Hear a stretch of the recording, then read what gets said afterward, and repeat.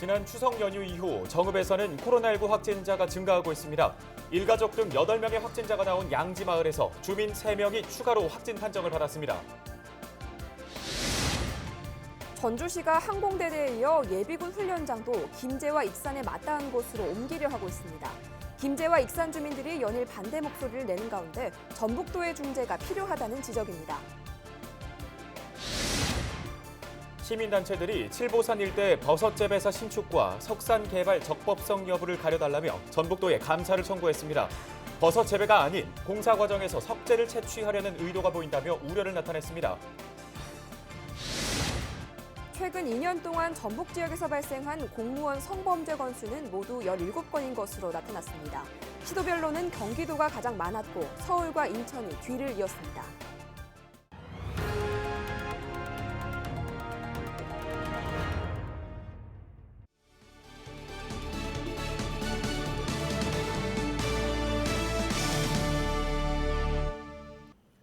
여러분 안녕하십니까? 헬로티비 뉴스 전북 시작합니다. 오늘의 첫 소식입니다. 지난 추석 연휴 이후 정읍에서는 코로나19 확진자가 크게 증가하고 있습니다. 일가족 등 8명의 확진자가 나온 양지마을은 이동 제한 조치 명령이 내려졌는데요. 자세한 소식 보도국 연결해 알아보겠습니다. 네, 이진철 기자, 양지마을에서 추가로 확진자가 발생했다고요? 네, 7일 오전 양지마을 주민 3명이 코로나19 확진 판정을 받았습니다. 이로써 정읍 코로나19 누적 확진자는 17명으로 늘어났는데요. 정읍 가족 집단 확진 관련 확진자는 모두 12명입니다. 지난 5일 정읍 5번 확진자가 나오면서 가족 집단 확진은 시작됐습니다. 같은 날 저녁 5번 확진자의 시 부모와 오빠, 자녀 등 7명이 무더기로 양성 판정을 받았는데요. 다음 날인 6일에는 시 부모와 접촉한 마을 주민 1명이 추가로 감염됐습니다. 네, 무엇보다 이 마을 주민들의 건강 그리고 안전이 가장 중요하기 때문에 이 감염 경로를 하루빨리 파악을 좀 해야 될 것 같은데요. 이에 대해서는 새롭게 나온 소식이 없을까요? 아직까지 정확한 감염원은 파악되고 있지 않은 상황입니다. 6일까지만 하더라도 정읍시에선 가족 집단 확진의 감염 경로로 5번 확진자의 오빠인 12번 확진자가 의심된다고 밝혔는데요. 추가 역학조사 결과 또 다른 감염 경로가 있던 것으로 파악됐습니다. 추가 확진 판정을 받은 마을 주민 3명 가운데 부부 확진자는 지난 9월 26일 자택 마당에서 자녀 결혼식 피로연을 열었는데요. 전북도 보건당국은 이 피로연 과정에서 부부가 이미 감염된 것으로 보고 있습니다. 피로연에는 동네 주민과 다른 마을 주민, 친인척 등 모두 40여 명이 참석한 것으로 알려졌습니다. 보건당국은 참석자를 대상으로 검체 실질을 진행하는 한편 정읍시는 감염병 TF를 구성해 코로나19 확산에 대응한다는 방침입니다. 네, 더 이상의 확진자가 발생하지 않도록 시민들의 협조가 중요한 시점입니다. 지금까지 보도국 지금이었습니다. 다음 소식입니다. 전주시가 항공대대에 이어 예비군 훈련장도 김제, 익산과 맞닿은 곳으로 옮기려 하고 있습니다. 김제와 익산 지역 주민들이 연일 반대 목소리를 내는 가운데 김제시의회는 이전 계획 철회를 요구하는 결의안을 채택했습니다. 보도에 정명기 기자입니다. 김제시의회 본회의장입니다. 강력히 촉구한다. 사격장이 딸린 전주의 예비군 훈련장 이전 계획을 철회하라는 겁니다.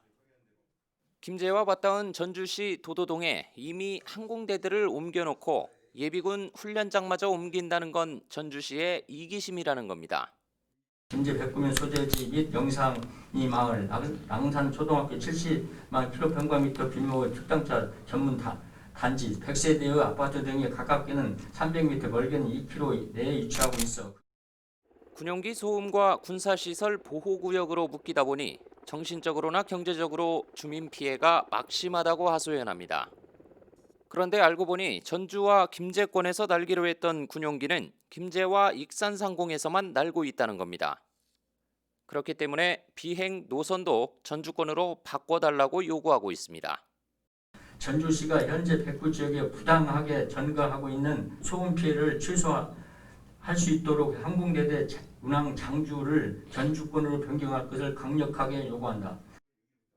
시의회는 이런 결의안을 만장일치로 채택한 뒤 정부와 정치권 등에 보냈습니다. 같은 날 익산에서도 예비군 훈련장 이전을 반대하는 김제와 익산 지역 비상대책위원회의 기자회견이 이어졌습니다. 이들은 전북도가 관련 조례에 따라 갈등 조정에 나서주길 요구하고 있지만 실현 가능할지 미지수입니다. 헬로티비 뉴스 정명기입니다. 시민단체들이 칠보산 일대 버섯 재배사 신축과 석산 개발 적법성 여부를 가려달라며 전북도에 국민 감사를 청구했습니다. 전북환경운동연합과 정읍시 농민회 등 20여 개 단체는 전북도의회 브리핑룸에서 기자회견을 가졌습니다. 이들은 정읍 칠보산에 불법이 우려되고 있는 버섯 재배사 신축 공사로 인해 지역 주민과 환경이 위협받고 있다며 전라북도에 주민 감사를 청구한다고 밝혔습니다. 감사 청구 내용은 160평 버섯사 허가 면적의 13배가 넘는 면적 사업부지 산지 전용 허가와 토속 채취 인지 후 정읍시가 행정 조치를 하지 않는 이유 등 총 5개의 사안입니다.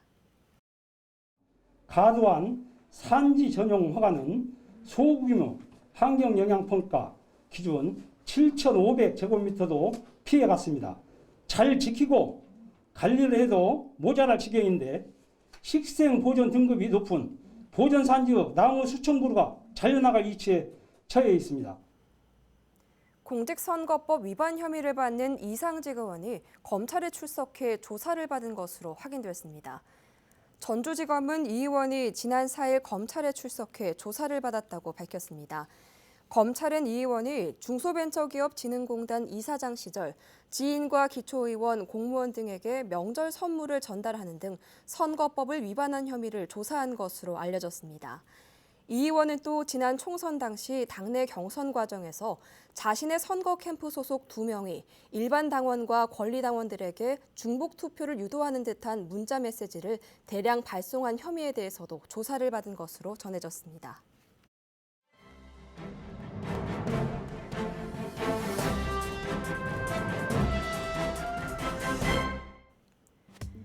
신문브리핑 전북일보 기사입니다.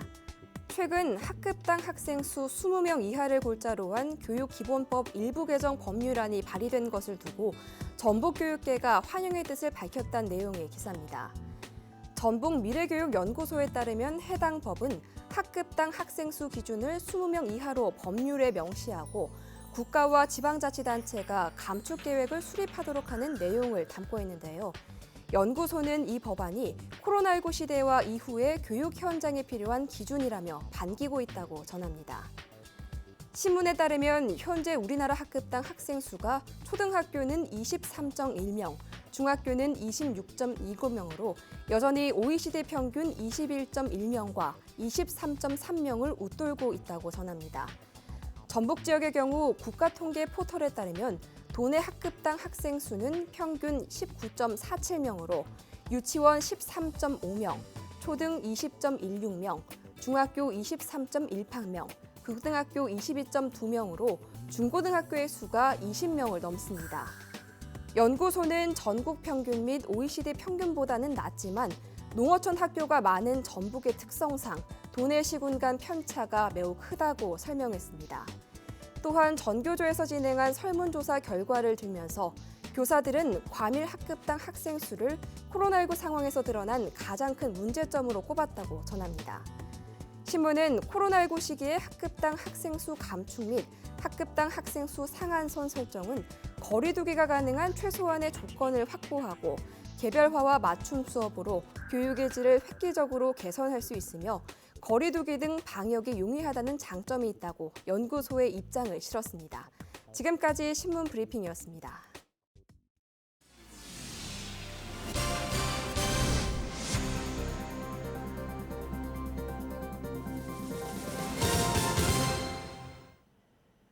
최근 2년 동안 전북 지역에서 발생한 공무원 성범죄 건수는 모두 17건인 것으로 나타났습니다.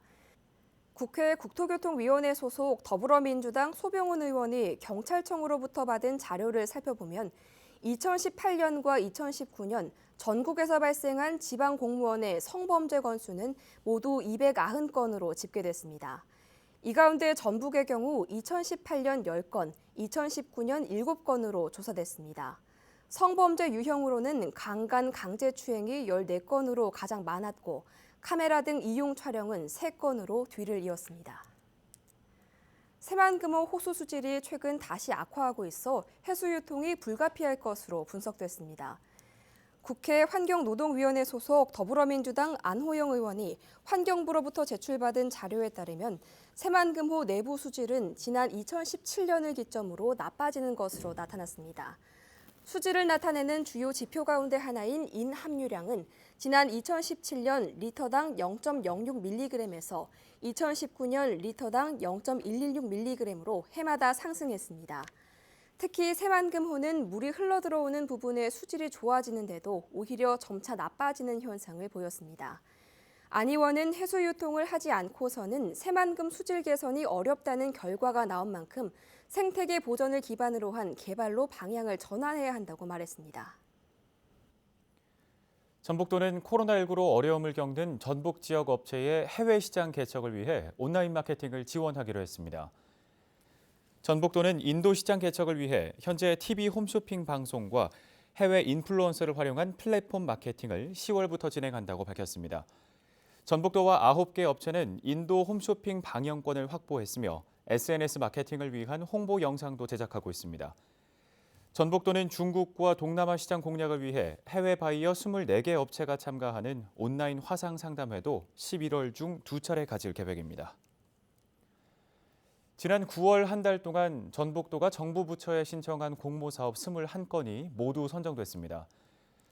이번에 선정된 공모사업은 대규모 해상풍력단지 개발 지원 사업과 세계유산 활용 콘텐츠 구축 사업, 생활 SOC 복합화 등 모두 876억 원 규모입니다. 올해 현재까지 중앙부처 공모에 선정된 지역사업은 107건으로 확보된 예산만 5,700억 원에 달합니다. 순창군이 정부의 뉴딜 사업 추진에 발맞춰 순창형 뉴딜 100대 사업을 발굴해 추진하기로 했습니다. 순창군은 지역 현안 사업과 연계한 100대 한국형 뉴딜 사업 발굴을 마치고 본격적으로 추진할 예정이라고 밝혔습니다. 순창형 뉴딜은 디지털 뉴딜 분야 57건 730억 원과 그린 뉴딜 28건 830억 원 등 모두 100건에 1,490억 원 규모입니다. 핵심 사업은 체계산 지역 특화 조림 사업과 발효 소스 토굴 AR 트리가트관 설치 사업 등입니다. 자신도 모르게 거리를 배회하다 실종되거나 사고를 당하는 치매 환자가 없도록 임실군이 손목형 배회 감지기를 도입했습니다. 임실군은 치매로 인지력이 상실돼 실종 위험이 있는 치매 환자에게 손목형 배회 감지기를 무료 보급한다고 밝혔습니다. 이 배회 감지기가 보급되면 치매로 인해 실종된 환자를 찾는 시간이 종전 평균 12시간에서 1시간으로 크게 줄어들 것으로 예상됩니다. 손목형 배회 감지기는 GPS 기능이 내장돼 치매 환자의 실시간 위치를 확인할 수 있으며 긴급 호출이 가능합니다. 제22회 김제 지평선 축제가 온라인을 통해 개막했습니다. 7일 오전 김제 벽골제에서는 성공적인 축제를 기원하는 천지제가 열렸는데요.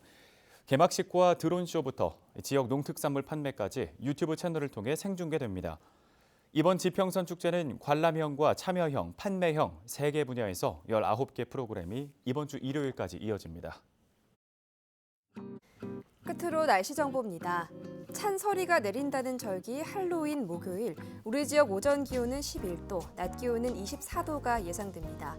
며칠간 다소 춥게 느껴졌던 이른 추위는 조금씩 누그러들겠습니다. 낮에는 가을볕에 의해 기온이 오르겠고 오전 기온도 조금씩 평년 수준을 회복하겠습니다. 금요일에는 최저 기온 12도, 낮 기온 24도로 전날과 비슷하겠습니다. 일교차가 큰 요즘 면역력 관리에 각별한 주의를 기울이시기 바랍니다. 지역별 낮 기온은 22도를 조금 웃돌겠습니다. 임실 22도, 부안 남원 순창 23도, 정읍 고창 24도가 예상됩니다. 주간 날씨입니다. 북한에 위치한 고기압과 동해상에 위치한 고기압의 영향을 연달아 받으며 다음 주까지 내내 맑겠습니다. 한낮에는 아직 볕이 따가워 자외선 지수가 조금 높습니다. 외출 시에는 자외선 차단제 등을 충분히 활용해 주시기 바랍니다. 바다 날씨입니다. 우리 지역 바다의 하늘 깨끗한 가운데 제주 등 남쪽 바다를 중심으로 동풍이 불면서 너울이 다소 높아지겠습니다. 우리 지역 바다도 먼 바다를 중심으로 2m까지 파고가 일겠습니다. 날씨 정보였습니다. 뉴스를 마칩니다. 고맙습니다.